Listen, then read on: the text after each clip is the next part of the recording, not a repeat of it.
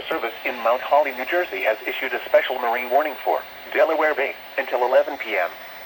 At 10:06 p.m., showers were located along a line extending from 13 nautical miles northeast of Stony Point to 12 nautical miles southwest of Woodland Beach, moving east at 40 knots. Hazard, wind gusts 34 knots or greater. Source, radar.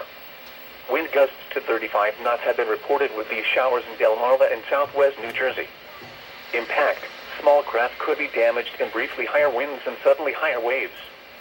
Locations impacted include Brown Shoal Light, 14-foot Bank Light, Slaughter Beach, Cape Henlopen, East Point, Bowers Beach, Woodland Beach, Stony Point, Miamal Light, Ship John Shoal Light, Brandywine Shoal Light, Reedy Point, Fortesk Beach, Sea Breeze, Patch Island and Cross Ledge Light.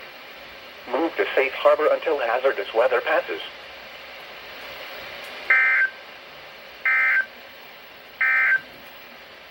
Here is the official